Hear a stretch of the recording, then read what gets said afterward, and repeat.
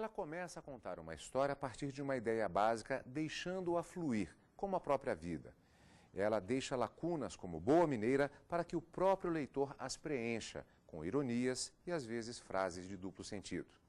E com isso, ela já ganhou 3 prêmios Jabuti, que é o prêmio máximo da literatura brasileira. Eu converso agora com Estela Mares Rezende, no Iluminuras, que começa agora. Estela Mares Rezende é escritora e mestre em literatura brasileira. Autora de dezenas de títulos, já recebeu diversos prêmios, entre eles o Jabuti. Na edição de 2012, 2 de seus livros foram premiados. Como sempre, eu começo agradecendo a participação da Estela Mares. Desta vez, estamos gravando na biblioteca do Conselho Federal da Ordem dos Advogados do Brasil, aqui em Brasília. E eu começo perguntando a respeito de um aspecto característico do seu trabalho, que é o cenário, ou pelo menos o cenário inicial de algumas das histórias que são contadas, que é a cidade de Dores do Indaiá, sua cidade natal. Isso, eu sou apaixonada por Dores do Indaiá, que é uma cidade lá no centro-oeste de Minas, encantadora, uma cidade pacata, simples, mas que tem o poeta Emílio Moura como grande referência, e onde há grandes leitores, pessoas que gostam de ler, que frequentam bibliotecas e livrarias. E o nome Dores do Indaiá, né? É uma coisa que me encantou sempre, desde a infância, me encanta sempre. Dores vem de Nossa Senhora das Dores, Indaiá do Rio Indaiá. Então esse cenário aparece sempre, praticamente em todos os meus livros. Um detalhe que você falou a respeito justamente de gostar do nome da cidade, né? E é uma característica sua, é um gosto particular seu de gostar de verificar a própria história dos nomes. Isso é uma característica de pelo menos uma das suas personagens, que é exatamente a mocinha do Mercado Central. A mocinha do Mercado Central, a Maria Campos. De repente apareceu essa personagem que tem paixão pelos significados dos nomes. Ela tem uma vizinha que se chama Valentina Vitória Mendes Teixeira Couto. E essa vizinha sabe os significados dos nomes e ensina para ela. Então, a Maria, a partir dessa entretenga, né, ela passa a viajar por várias regiões do Brasil e em cada lugar ela adota um nome diferente e reage, se comporta de acordo com aquele significado daquele nome. Então, por exemplo, em São Paulo ela é Simone, aquela que escuta. No Rio ela é Nídia, pássaro recém-nascido do ninho. Então ela vai brincando com esses significados, que a princípio ela só quer brincar mesmo. Mas aos poucos ela começa a se descobrir, começa a descobrir a vocação que ela tem, ela investiga sobre a paternidade dela, quem é o pai dela. Então várias reviravoltas acontecem na história a partir dos significados dos nomes, que é uma coisa que me apaixona. Então a vizinha quis apressar o drama. O seu nome significa a escolhida, a senhora. Belos significados, muito lindos mesmo e mágicos. Eu ficaria muito feliz se me chamasse Maria, mesmo que fosse apenas Maria Campos, como você.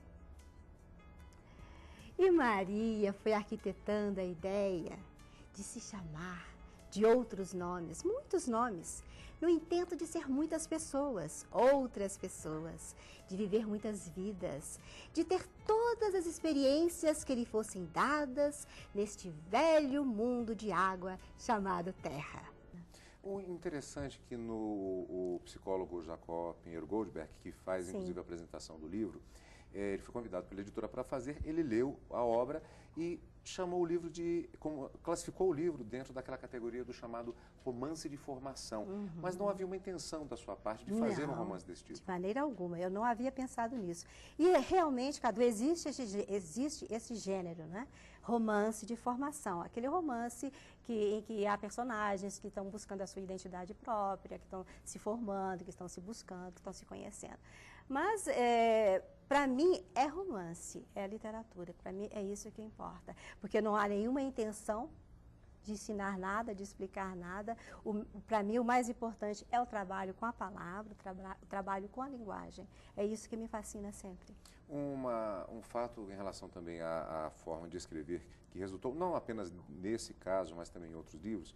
Eu conversava antes com a Estela Mares e ela me dizia o seguinte: pode-se partir de uma determinada ideia, mas não há um processo pré-determinado para se escrever, que aliás é uma técnica muito utilizada. Então, no caso da Mocinha do Mercado Central, vamos pegar outros exemplos daqui a pouco, isso surgiu dessa ideia do gostar dos nomes, e a partir daí deixou-se a ideia fluir. A história foi se fazendo aos poucos, ela foi se construindo, porque eu gosto muito de ser leitora o tempo todo, eu quero me surpreender, então não planejo nada, a história vai se fazendo. Mesmo os autores que planejam, eles são surpreendidos, né? Que a história foge do controle deles. E eu acho mais interessante não planejar. Eu acho que acontecem mais coisas, aparecem mais mistérios. E eu faço o meu papel principal, que é o de leitora, que é o de me surpreender, que é de brincar, de me emocionar, de chorar, de rir com a personagem, de descobrir coisas, né, que eu não imaginava antes.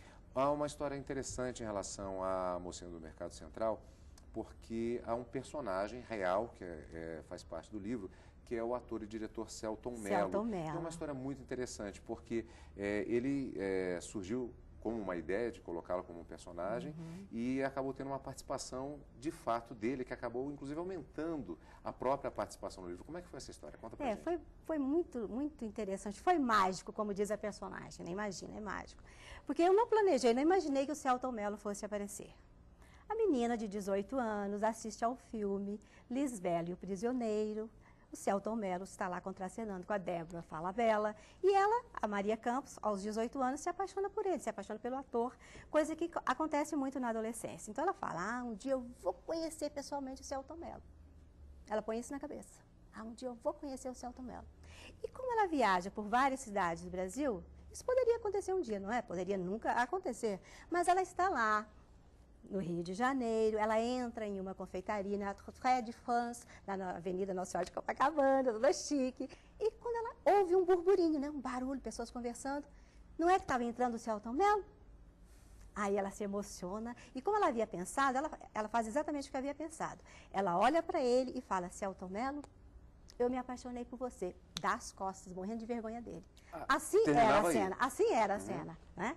E como meu filho, Fábio Rafael, trabalha com cinema, ele conseguiu o contato do Selton Mello, ele disse, mãe, vamos mandar os originais para ele saber que ele é personagem.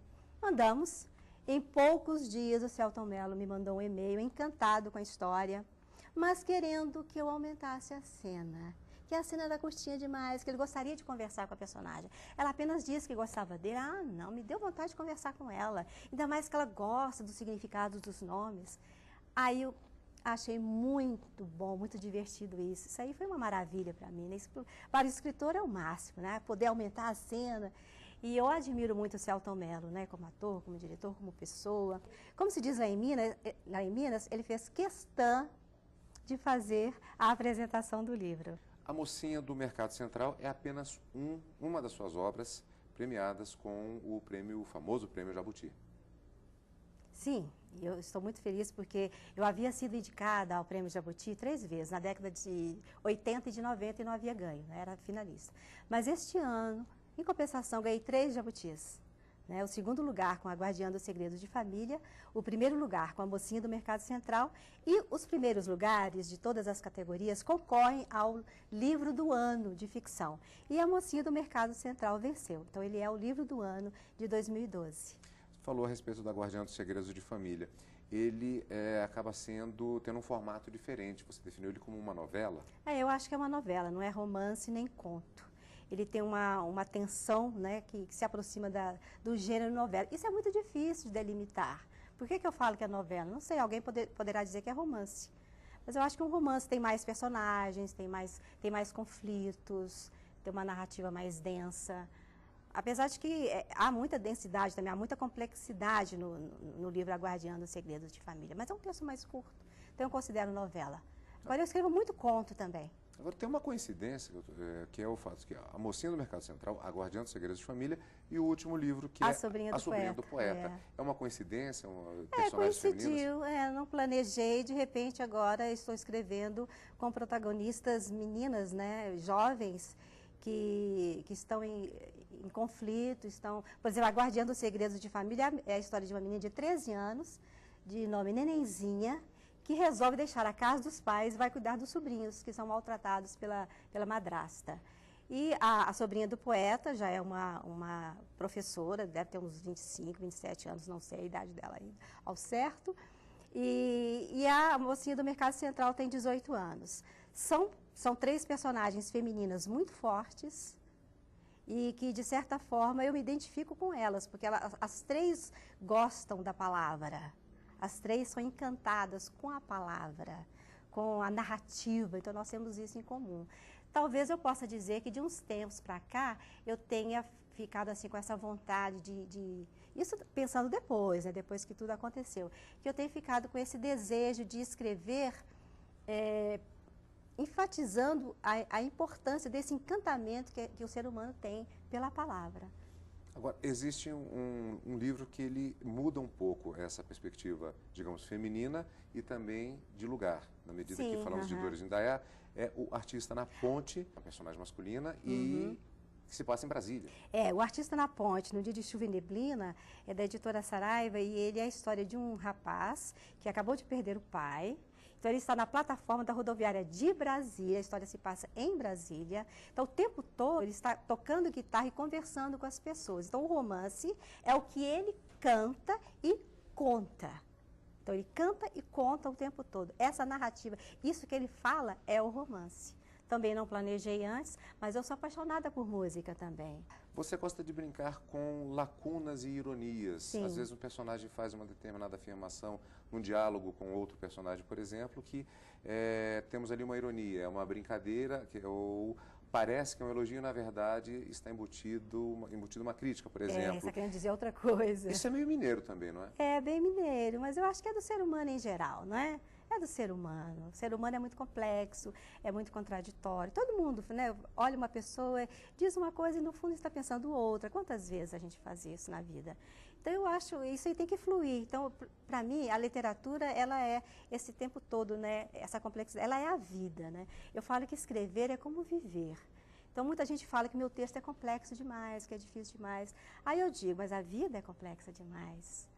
A vida é difícil demais. A literatura é a mesma coisa. Então, eu não vou facilitar, porque a vida não facilita. Eu quero que o leitor pense, que ele repense, que ele reorganize, que ele questione, que ele sonhe, que ele imagine. Como é que eu vou fazer isso por meio de um texto pronto, cheio de estereótipos, dando lições de moral? Vai ser um texto que vai ter uma leitura só. Eu quero que o meu leitor, quer dizer, que cada leitor faça a sua leitura. Fica a proposta provocativa, portanto, para nossos amigos leitores. Stella Maris, muito obrigado pela sua participação. Eu que agradeço a oportunidade. Boa sorte na vida e na continuidade do trabalho literário. Muito obrigada. Inclusive com o lançamento de A Sobrinha do Poeta, que é o último livro. Isso. Portanto, já está disponível. A Sobrinha do Poeta, isso mesmo. Obrigada, foi um prazer. O prazer foi todo nosso. E o Iluminuras não acabou. Daqui a pouquinho conversamos com mais um jurista apaixonado por literatura. O ministro aposentado do STJ, o Superior Tribunal de Justiça, o professor Carlos Fernando Matias de Souza. Daqui a pouco, logo depois do intervalo. Estamos de volta com Iluminuras e eu converso agora com o ministro aposentado do Superior Tribunal de Justiça, professor, historiador, Carlos Fernando Matias de Souza, a quem eu agradeço a presença aqui novamente na TV Justiça para que possamos falar hoje sobre literatura. Professor, no caso, eu gostaria de fazer uma abordagem em relação à literatura, mas exatamente sobre uma perspectiva histórica, que é uma das suas paixões, porque nós temos diversos autores, no caso brasileiros, que são sempre citados diuturnamente, Machado de Assis, Joaquim Nabuco. Eles são, além de ícones da literatura brasileira, retratos dos seus respectivos momentos no tempo? Sem dúvida alguma. Você pega, por exemplo, Machado. Aliás, Machado é mais do que um exemplo. Primeiro eu gostaria, não é bem respondendo já a sua pergunta, o Machado é o anticlichê. Nasceu no morro, né? É doente, e mais, não concluiu o curso primário. E vem essa coisa extraordinária. Quando você lê Dom Casmurro, por exemplo, ele deixa que cada um leitor participe com ele, seja coautor com ele, porque ele deixa aquela situação e cada um vai participando. É um pouco um precursor da arte pop, aquela arte em que cada um vai participar. Mas, sobretudo, ele é um grande crítico.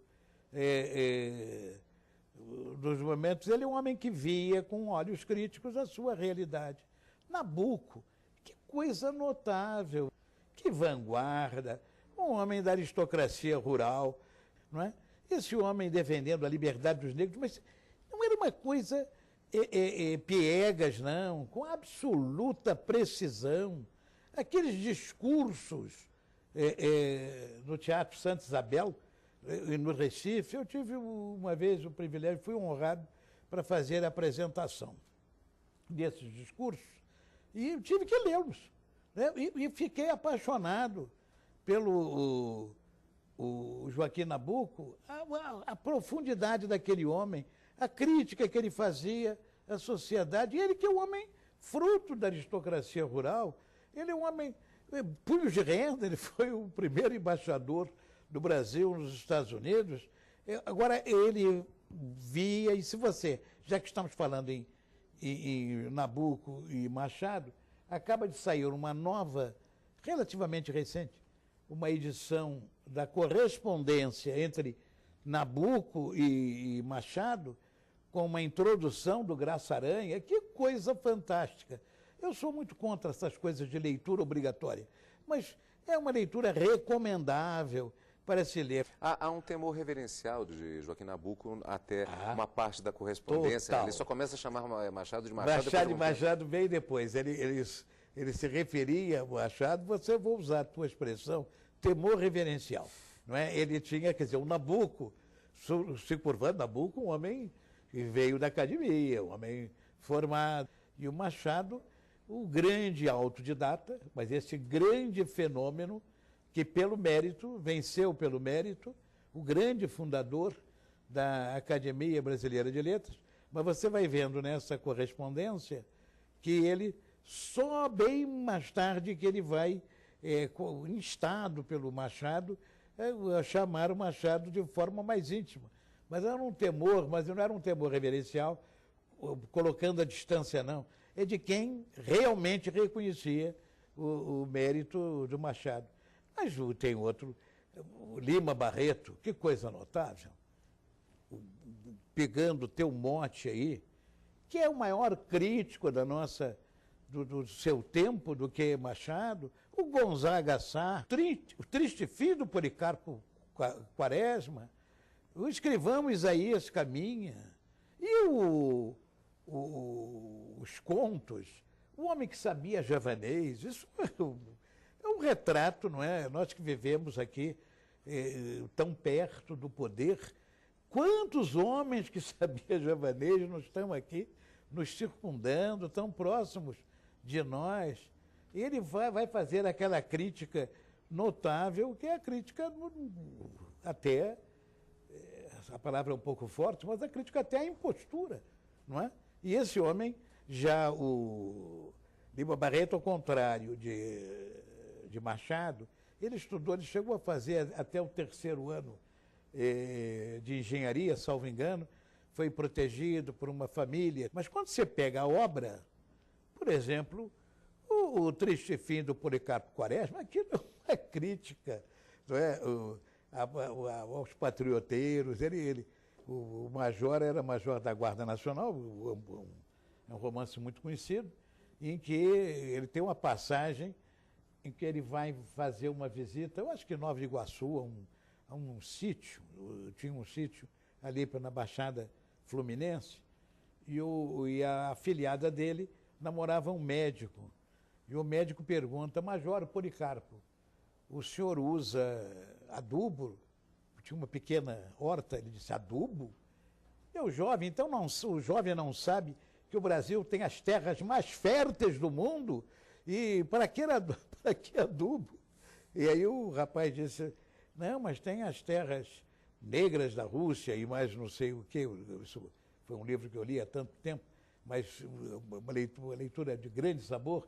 E ele disse, esses jovens, como se colocar adubo comprometesse o patriotismo, aquela coisa do tangolomano, do sujeito aprender como é que os índios se cumprimentavam, os tupinambás, para ser fiel às nossas raízes. Quer dizer, por trás desta crítica, não é, estava mostrando também, até mesmo, a defasagem da nossa elite, das nossas elites com a realidade brasileira. Você vê que a literatura, ela está, o escritor está sempre imerso, ele tem que estar imerso na realidade que o cerca, não é? Cada personagem daquele, não é? Vamos pegar as mulheres, a Raquel, o romance, o 15 da Raquel, não é? O Memorial de Maria Moura, não é? Isso tudo é a nossa realidade, quer dizer, é uma ficção, mas uma ficção que não é sem lastro, não é uma coisa cerebrina, uma coisa tirada da cabeça arbitrariamente do autor, do criador, sem prejuízo da criação intelectual, porque toda obra cultural, toda obra protegida tem que ser uma criação intelectual. Esses retratos destes autores geniais que o Brasil tem, eles são apenas de uma época ou, na verdade, eles são universais e são muito reais ainda nesse Brasil do século XXI? São universais. O Tolstói dizia, temos que falar, Dostoiévski, não podemos esquecer esses russos, né? Mas o Tolstói dizia que você pode ser universal descrevendo a sua aldeia.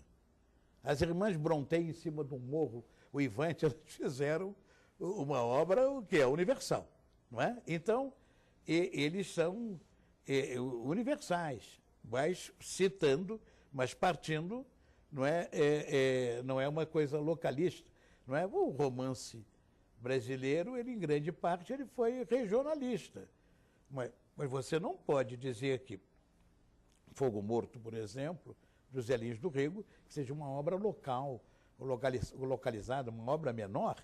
Não é uma obra húngara, Os Meninos da Rua Paulo, que foi traduzido pelo Paulo Roney, que é uma beleza que é universal, não é isso?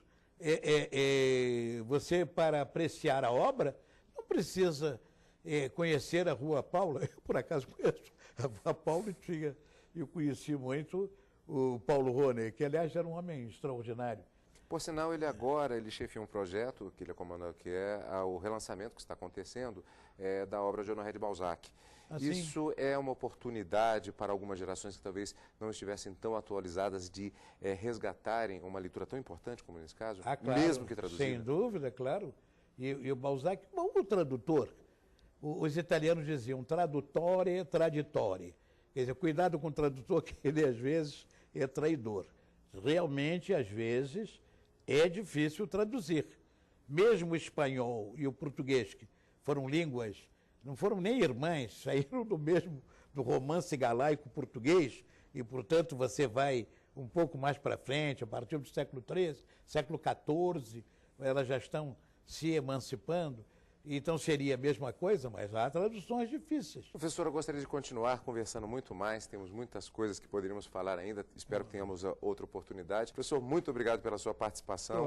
Já contamos novamente para que possamos falar sobre... Você sabe que eu sou do seu fã-clube e quero agradecer e poder conversar, porque o Alfredo do Colmo tinha uma grande frase: o jurista que não sabe mais do que o direito, nem o direito sabe. Professor, muito obrigado mais uma vez pela participação. Eu que agradeço. Se você quiser assistir a este e outros programas da TV Justiça, é só acessar o site da TV Justiça, www.tvjustiça, tudo junto, sem o cedilha, .jus.br. Encontro marcado na próxima semana com mais uma edição da revista eletrônica sobre literatura aqui na TV Justiça.